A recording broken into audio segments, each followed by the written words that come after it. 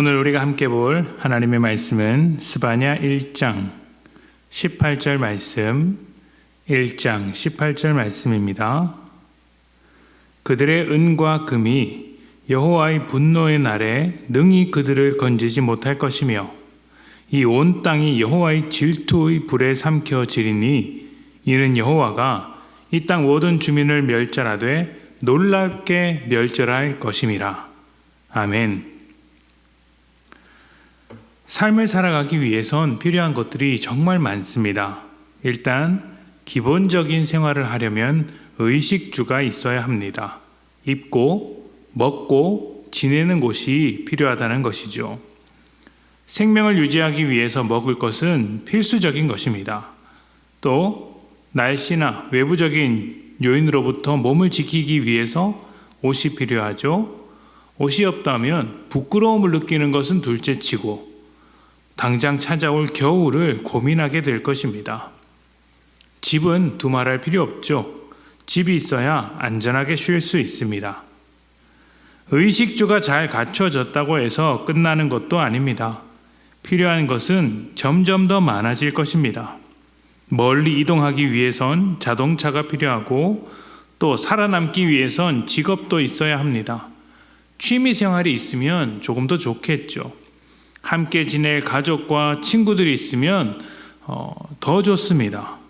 이렇게 살아가기 위해선 정말 많은 것들이 필요하게 됩니다. 어떤 일을 하기 위해 필요한 것, 어떤 일을 하기 위해서 필요한 것들을 우리는 도구라고 부릅니다. 살아가기 위해 필요한 모든 것들, 의식주를 포함한 모든 것은 우리 삶의 도구들이라고 할 수 있죠. 도구는 사용자에 의해 얼마든지 다르게 사용될 수 있습니다. 요리사의 손에 들린 칼은 요리를 만들고 의사의 손에 들린 칼은 생명을 살립니다.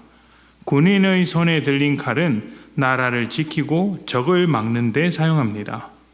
우리가 살아가는 데 필요한 도구들, 우리가 삶에 필요한 도구들도 각자의 필요에 의해 얼마든지 자유롭게 사용될 수 있다는 것이죠.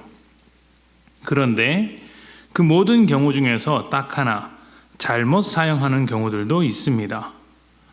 도구가 주인보다 더 중요해지는 경우를 말하는 것입니다.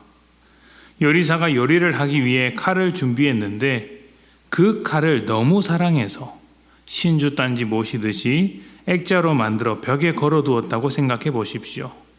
그리고 하루 종일 그 칼을 쳐다보기만 하면 어떻게 되겠습니까? 좀 이상하지 않겠습니까? 요리는 나오지 않고 요리사의 본분도 다하지 못하는 그런 이상한 상태가 되는 것입니다. 우리는 가족을 먹여 살리기 위해 직업을 가집니다. 가족을 위해 직업이라는 도구를 사용하는 것이죠. 그런데 일을 하다 보면 가족들과 점점 멀어지는 경우가 생깁니다. 현대 사회의 안타까운 점이긴 한데요.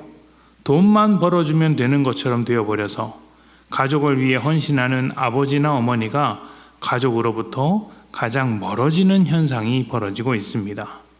가족을 위해서 직업을 가졌는데 가족보다 직업이 중요해져 버린 이상한 부작용이 생겨버린 것입니다. 이런 일들은 정말 많습니다. 신발의 주인이 신발을 모시고 사는 경우가 있습니다. 가방도 그렇죠. 자동차도 그렇습니다. 가방이나 자동차를 자기 몸보다 소중하게 생각하는 사람들이 종종 보입니다. 이런 분들의 마음이 어떤 것인지는 너무나도 잘 알고 있습니다. 그러나 이 모든 것들, 우리가 사용하는 모든 것들은 도구에 불과한 것입니다. 도구는 목적이 아닙니다. 목적을 이루기 위해 도움을 주는 것이지 도구가 목적이 되어선 안 됩니다. 그런 의미에서 오늘 말씀은 우리 삶의 목적을 한 번 더 생각하게 만듭니다. 다시 한번 봉독하겠습니다. 그들의 은과 금이 여호와의 분노의 날에 능히 그들을 건지지 못할 것이며. 아멘. 은과 금 역시 살아가는 데 필요한 도구입니다. 그것들이 우리를 구원하지 못하죠. 은과 금이 목적이 되는 삶, 은과 금을 주인으로 섬기는 삶의 결과는 죽음과 멸망이라는 것입니다. 왜 그럴까요? 그것들은 우리가 가야 할 방향을 제시하지 못하기 때문입니다. 도구는 사람이 사용하는 대로 움직이게 되는데 어떻게 사람이 가야 할 길을 가르쳐 주겠습니까? 은과 금이 아무리 좋아도 그것들에게 끌려다니게 된다면, 그것이 우리 인생의 목적이 되어버리면 그때부터 삶은 메마르게 됩니다. 우리 주변에도 돈에 매여 메말라가는 사람들이 있지 않습니까? 우리에게 필요한 것은 은과 금이 아니라 삶의 목적을 분명히 하고 그 목적을 향해 달려가는 것이죠. 그래서 베드로와 요한이 이렇게 말하지 않았습니까? 내게 은과 금이 없어도 나에게 있는 것을 너에게 주니 곧 예수 그리스도. 도구는 잘 사용해야 합니다. 도구답게 사용해야 합니다. 그렇다면 어떻게 하는 것이 도구답게 사용하는 것입니까? 우리 뜻대로 우리가 원하는 대로 사용하는 것일까요? 아닙니다. 우리 역시 하나님의 피조물, 하나님의 도구라고 볼 수 있기 때문이죠. 그래서 우리 뜻대로가 아니라 우리 삶의 주인 되시는 하나님의 뜻에 맞도록 사용해야 합니다. 청지기로서 우리에게 모든 것을 주신 하나님의 뜻대로 우리가 가진 도구들을 사용하는 것이죠. 은과 금은 도구에 불과합니다. 뿐만 아니라 삶의 모든 도구들도 그저 도구일 뿐입니다. 그것들이 우리를 살리지 못합니다.